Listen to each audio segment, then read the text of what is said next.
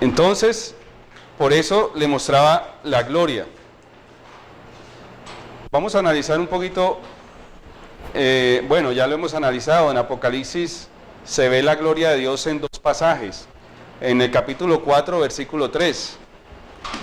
Leámoslo. Apocalipsis 4, 3.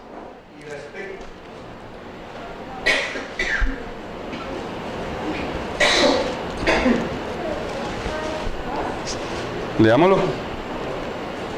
El que estaba sentado tenía la apariencia del jaspe y la cornalina, un arco iris semejante a la esmeralda, rodeaba el trono. Sí.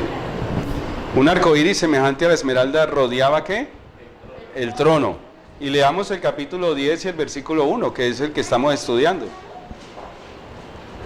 10, 1. Entonces vi descender del cielo a otro ángel poderoso, envuelto en una nube, y el arco iris sobre su cabeza. Su rostro era como el sol, sus piernas como columnas de fuego. Eso. El arco iris. El arco iris es el símbolo del pacto que Dios hizo con el hombre. Al mostrar el arco iris a Ezequiel y a Juan, les está diciendo en el mensaje que va a dar, es que el pacto que ha hecho con el hombre lo está reconfirmando. Y que el mensaje es para precisamente demostrar de que el pacto sigue firme, que Dios va a salvar al hombre, pero que necesita que el hombre reaccione, que el hombre reciba el mensaje, porque no lo puede salvar en las condiciones en que se encuentra.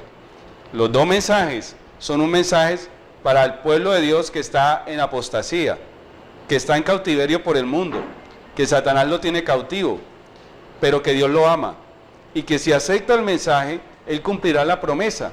Y la promesa es que nosotros heredaremos la herencia de Abraham, que es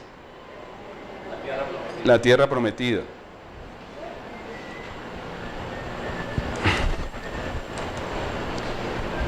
También aparece en la visión de Ezequiel lo mismo que ven y lo que ve Juan en el Apocalipsis. ¿Qué ve Juan en el Apocalipsis? Volvamos a leer Apocalipsis 4:3.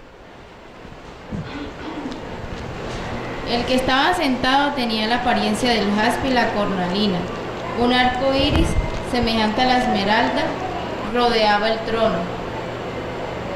Siga. Alrededor del trono había 24 tronos, y sentados en ellos 24 ancianos vestidos de blanco, con coronas de oro sobre sus cabezas. Eso. Leamos a partir del versículo 6. Ante el trono había como un mar de vidrio semejante al cristal. Alrededor del trono había 4 seres vivientes llenos de ojos, por delante y por detrás. El primer ser viviente era semejante a un león, el segundo semejante a un becerro, el tercero tenía rostro como de hombre, y el cuarto semejante a un águila en vuelo. Eso. Muy bien. Ezequiel ve esos 4 seres vivientes también.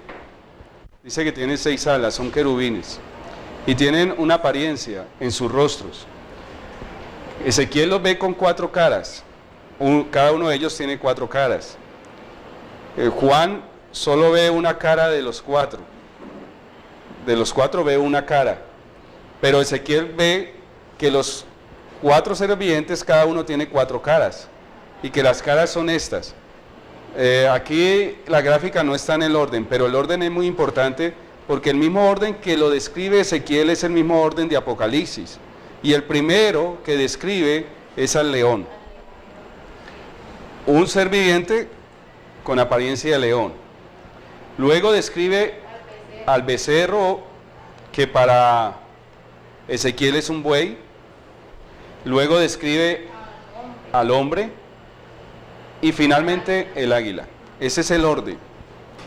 ¿Y qué tiene que ver esas apariencias? ¿Y qué tiene que ver el orden? ¿A quién representan esas caras? ¿Caprichosamente Dios los creó así? ¿O tienen una implicación en el plan de salvación? Estas 4 caras son las 4 dispensaciones del plan de salvación. La primera dispensación de Jesús, ¿no?, como Salvador. La primera es el león. ¿Dónde aparece él como el león? ¿En qué dispensación? En la dispensación judía. El león de la tribu de Judá, ¿cierto? El ángel de Jehová que acampaba alrededor del pueblo de Israel, el que los guiaba. Él era el león de la tribu de Judá. Por eso David, ¿cierto?, el rey de Israel, de la tribu de Judá, le dio la descendencia a Jesús. Jesús es de la tribu de Judá. Ahora, la segunda cara que seguía es el becerro.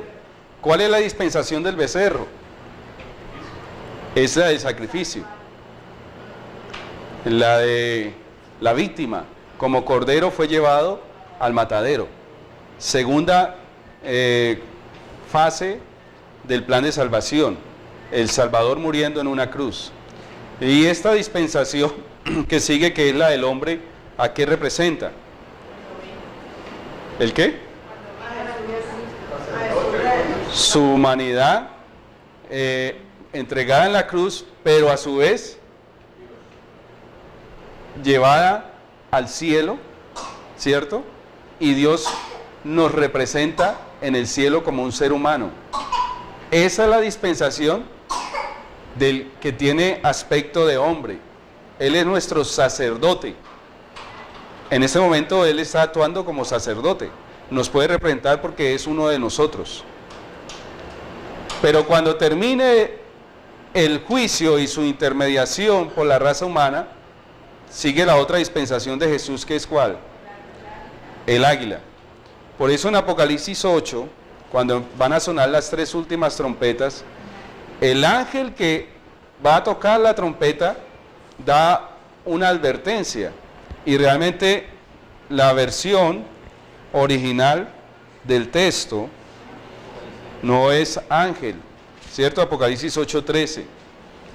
Dice, y miré y oí un ángel, traduce esta Biblia, esta es la Reina Valera del 60, pero otras Biblias traducen águila, ¿cierto?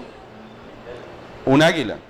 Entonces miré y oí a un águila, y entre paréntesis dice ángel, que volaba por el cielo, y decía a gran voz, ay de los habitantes de la tierra. Eso. O sea, el toque de trompeta, que los otros 3 ángeles han de tocarlos. Es la dispensación de Jesús viniendo a juzgar. Es la dispensación del juicio. El águila representa el juicio para el pueblo de Dios. Cuando uno ve Deuteronomio y dice, si ustedes no obedecen, si ustedes no me dan la gloria, si ustedes no guardan los mandamientos, si ustedes echan por el suelo el pacto que he hecho con ustedes, entonces yo enviaré una nación extranjera que vendrá como águila sobre ustedes. Juicio, ¿ya? Y las trompetas son juicio para la casa de Dios. Es la dispensación, última dispensación de Jesús antes de su venida, el águila. Por eso esos 4 seres vivientes están resumiendo el plan de salvación en sus aspectos, en cómo son, su fisionomía. Fueron creados antes de que fuera creado un ser humano, pero en ellos ya estaba también trazado cómo se iba a salvar al ser humano en caso de que cayera en pecado. Eso lo vio Ezequiel y también lo ve el Apocalipsis. Ahora, sí.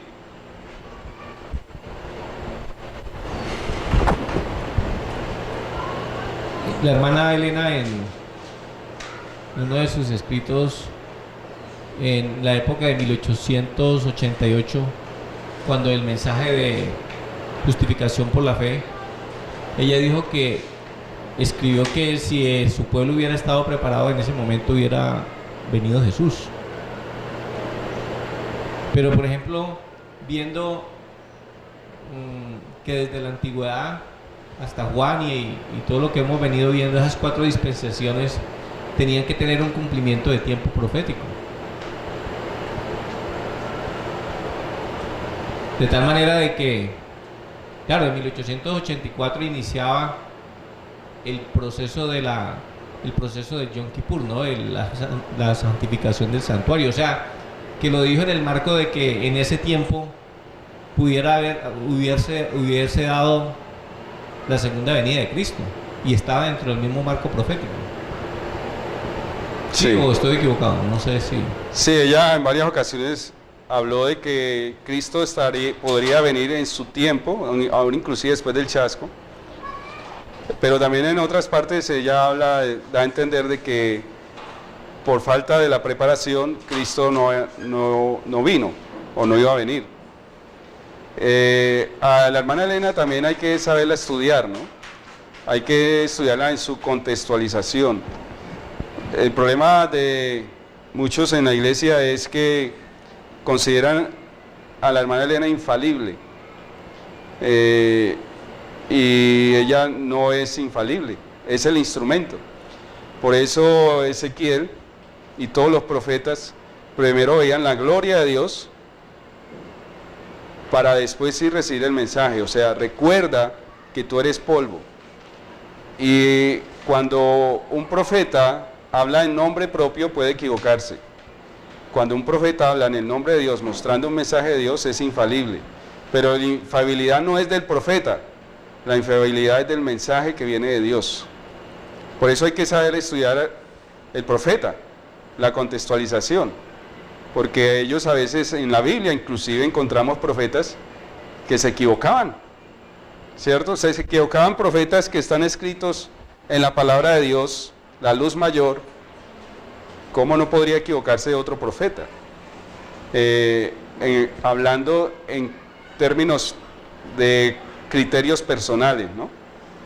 De criterios personales. Ella creía que Cristo podía venir a su fecha. Pablo también lo creía. Pablo se contaba entre los vivos cuando Jesús viniera. Y nosotros, los que hayamos quedado, ¿cierto?, seremos transformados. Él se contaba dentro de ellos. Cuando ya él vio que la cosa no era así, entonces escribió: no se dejen engañar, porque la venida del Señor no vendrá sin que antes venga la apostasía. Y tiene que haber una apostasía antes de que venga Cristo. Es la última apostasía del fin del tiempo. ¿Cuál será la apostasía antes de la venida de Cristo? Hubo una apostasía en la Edad Media, pero ¿fue esa apostasía? No.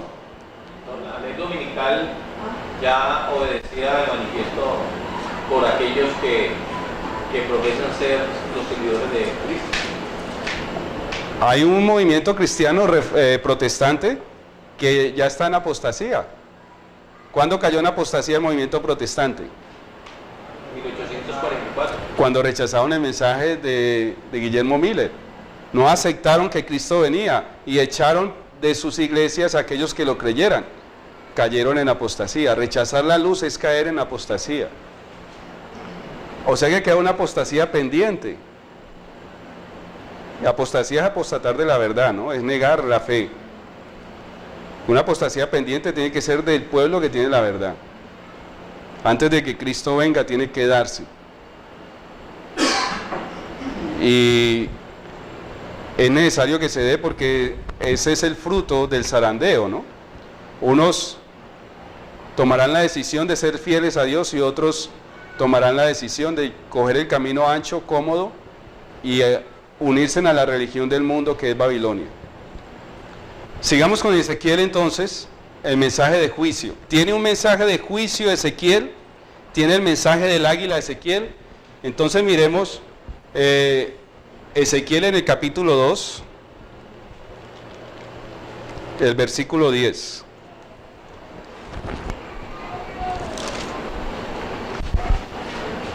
¿Lo tienen?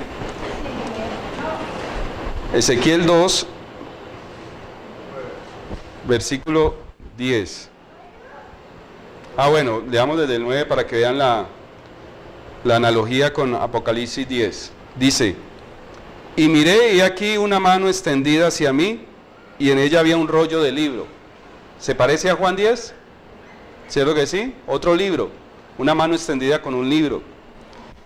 Y lo extendió delante de mí, y estaba escrito por delante y por detrás. Y había escritas en él endechas, lamentaciones y ayes. ¿Qué había en ese libro que se tenía que comer Ezequiel? Endechas, lamentaciones y ayes. ¿Qué son endechas, lamentaciones y ayes? ¿Qué decía el águila de Apocalipsis 8:13? Ay, ay, ay. 3 ayes. Cada trompeta era un ay. Ay, ay, ay. ¿Qué es esos ay? ¿Qué son esas endechas, lamentaciones y ayes? Son juicios de Dios para con su pueblo que está en apostasía, su pueblo que ha apostatado. Dios lo va a juzgar. Ezequiel no tiene un mensaje tanto de al arrepentimiento, no es un mensaje tanto de que vuélvanse a Dios, como sí lo es Isaías y Jeremías. Ezequiel es un mensaje de juicio. Dios esperó, Dios los llamó, Dios fue paciente, Dios fue misericordioso, pero ustedes no han reaccionado, no han procedido al arrepentimiento, ustedes van a ser juzgados. Ese es el águila. El cordero, el hombre espera, paciente, la dispensación del sacerdote, misericordioso, tardo para la ira, pero la dispensación del águila es la aplicación del juicio. Se cansó de esperar, hay límite para la misericordia de Dios y Dios va a proceder a juicio. Por eso las 3 trompetas son acompañadas por ay, juicio para el pueblo de Dios. Leamos por ejemplo en el capítulo 3, versículo del 1 al 15. Esta es una lectura larguita, la voy a leer yo para que no vayan a perder el hilo. Ezequiel 3, versículo del 1 al 15. Ustedes van a notar en el transcurso de la lectura la analogía con Juan 10. Y ustedes mismos van a asimilar y deducir cuál es el mensaje. Juan 10. Yo siempre confundo Apocalipsis con Juan porque el autor es Juan. Siempre le llamo Juan al Apocalipsis. Apocalipsis 10. Pero entonces vamos a leer Ezequiel 3. Me dijo, hijo de hombre, come lo que hayas, come este rollo, y ve y habla a la casa de Israel. Y abrí mi boca y me hizo comer aquel rollo. Y me dijo, hijo de hombre, alimenta tu vientre y llena tus entrañas de este rollo que yo te doy. Y lo comí y fue en mi boca dulce como miel. En la narración, la amargura todavía no es descrita. En la narración, Ezequiel está feliz con el mensaje que Dios le ha dado. Eso es lo que lo hace dulce. Luego me dijo, hijo de hombre, ya que estás tan contento que te sabe a miel, ve y entra a la casa de Israel y habla a ellos con mis palabras. O sea, comparte este mensaje que a ti te causa tanta alegría. Versículo 5.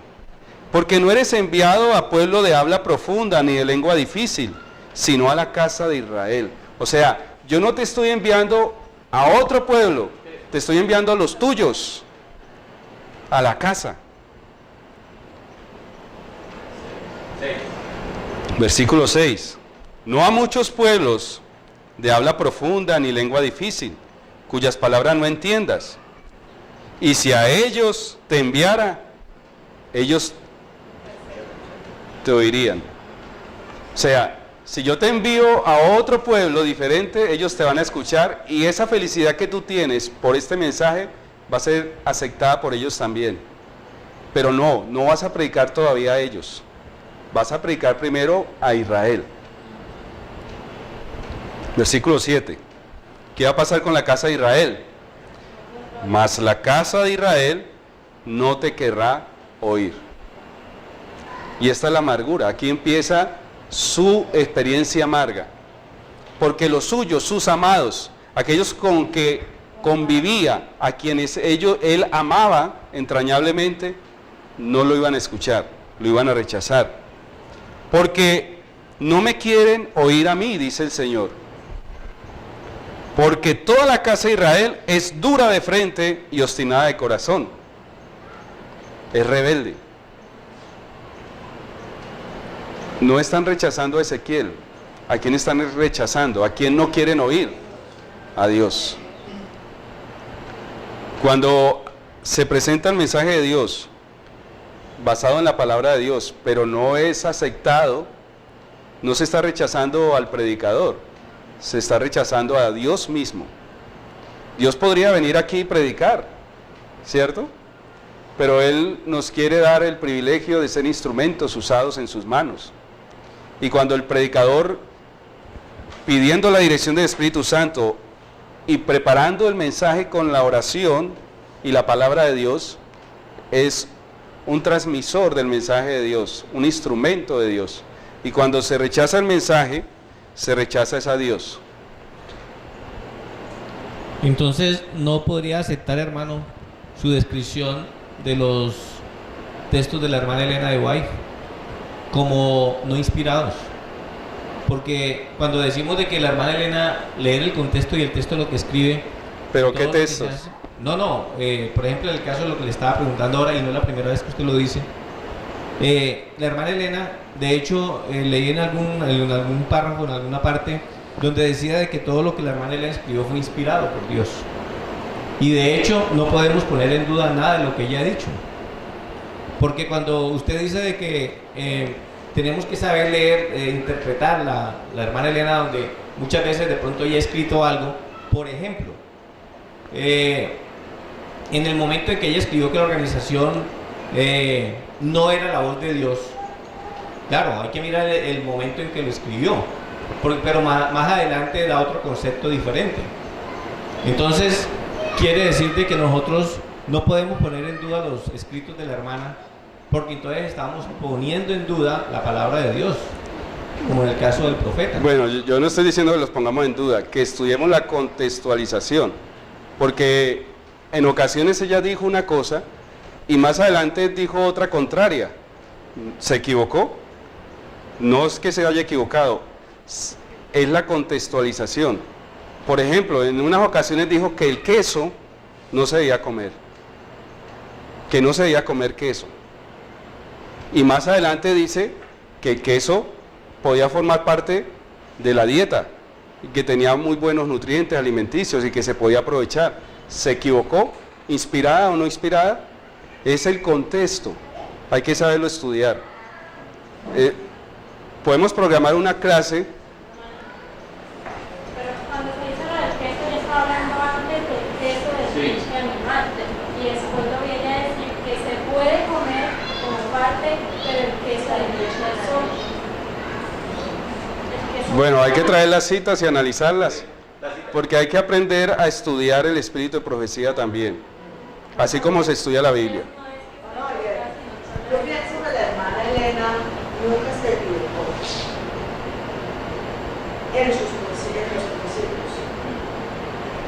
porque yo les puse el caso anoche de X hermana que vive en un barrio donde se ilumina mucho la cuadra, ¿cierto? Y que esa hermana ilumina también su casa muy hermoso como el barco por la cuadra. Allí no hay un principio básico. La hermana, en relación, por ejemplo, con cosas de la Biblia, fundamentos, principios, ella no puede dudar, o no puede decir un día una cosa y mañana otra.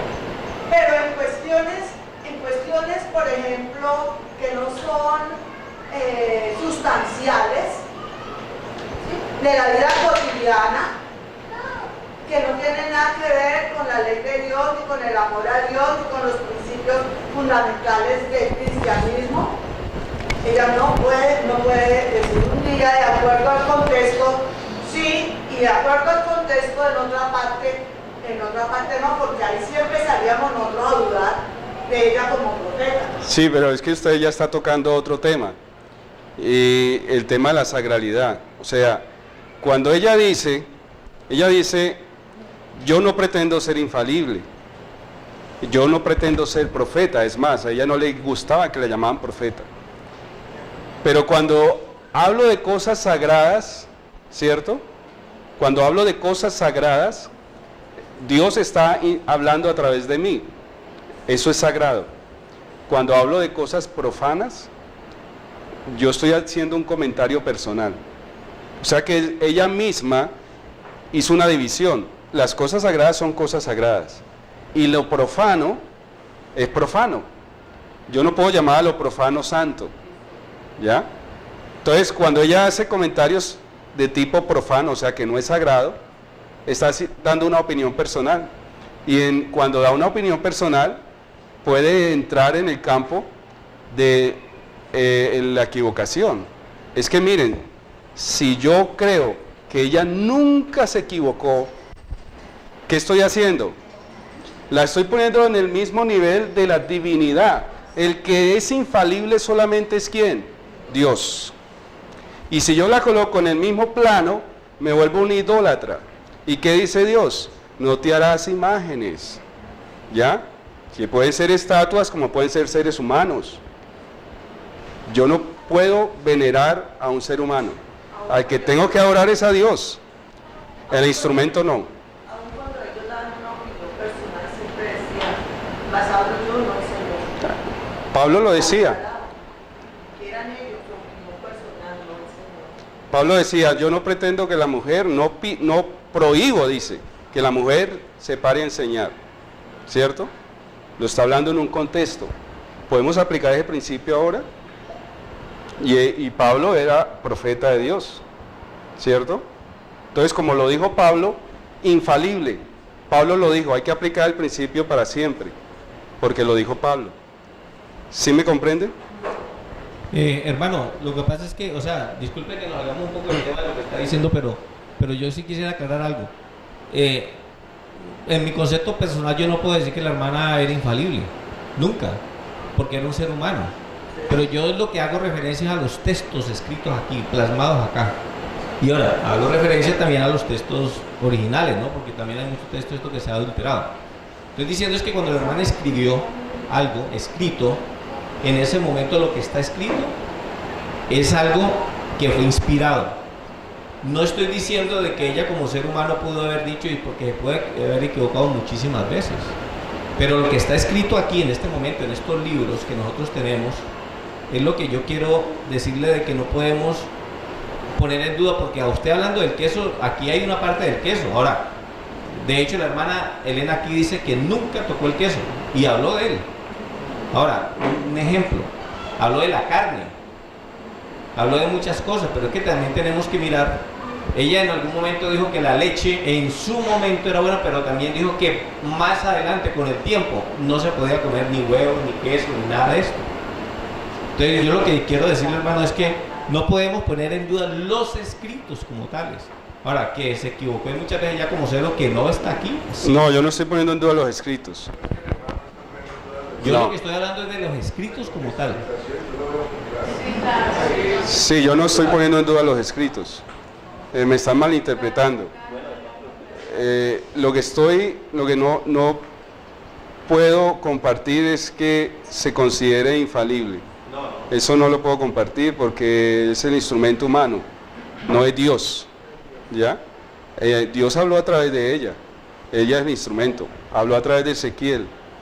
Habló a través de Isaías. Habló a través de Balaán. Y el instrumento apostató. Entonces, pero la profecía en sí es sagrada. El mensaje que viene de parte de Dios es sagrado. Es Dios el que está hablando. El profeta es un instrumento.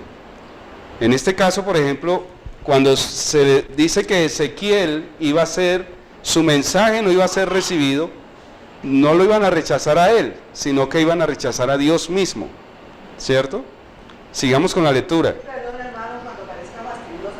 Yo hablo del libro de la hermana Elena, que nosotros no podemos dudar de ellos, porque ella no es infalible. Que nosotros no podemos dudar de él. Nosotros podemos dudar de ellos, porque ella no es infalible, ella también pudo haber escrito cosas que no habían sido estudiadas. Vea, yo los invito para una clase donde vamos a estudiar el espíritu de profecía. Y en esa clase vamos a ver que ella misma dice que cuando está hablando de lo sagrado, es Dios el que habla. Cuando habla de lo profano, no es Dios el que habla, que es su comentario personal. Bueno, debíamos de esperar esa clase. Debíamos de... Pero es que ella ante todo habla de lo sagrado. Pero también hay una parte donde ella le escribe a su hijo, la carta a su hijo, y es palabra de ella, pero es un consejo que quedó escrito en un libro. O sea, eso ya no fue inspirado porque eso que Me parece que está claro. Podríamos dejar esa controversia para la clase del espíritu de profecía, porque considero que hay un vacío al respecto y hay que tener esa clase. Vamos a seguir con la lectura. Vamos en el versículo 8. Bueno, le damos el 7. Mas la casa de Israel no te querrá oír, porque no me quiere oír a mí, porque toda la casa de Israel es dura de frente y obstinada de corazón. Mas, versículo 7, mas la casa de Israel, 8, he aquí, yo te he hecho tu rostro fuerte, ¿cierto?, contra los rostros de ellos, y tu frente fuerte contra sus frentes. Ya eso lo analizamos. Como diamante, más fuerte que pedernal he hecho tu frente. No temas ni tengas miedo delante de ellos, porque son casa rebelde. Y me dijo, versículo 10, hijo de hombre, toma en tu corazón todas mis palabras que yo te hablare, y oye con tus oídos. Y ve y entra, ¿a dónde? Están los cautivos. A los cautivos, a los hijos de tu pueblo, y háblales y diles, así ha dicho Jehová el Señor, escuchen o dejen de escuchar. ¿Cierto?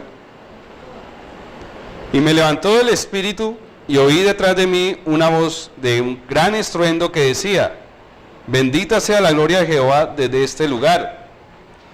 Oí también el sonido de las alas de los seres vivientes que se juntaban una con la otra, y el sonido de las ruedas delante de ellos, y sonido de gran estruendo. Me levantó pues el espíritu y me tomó, y fui, ¿cómo? En amargura, en la indignación de mi espíritu, pero la mano de Jehová era fuerte sobre mí.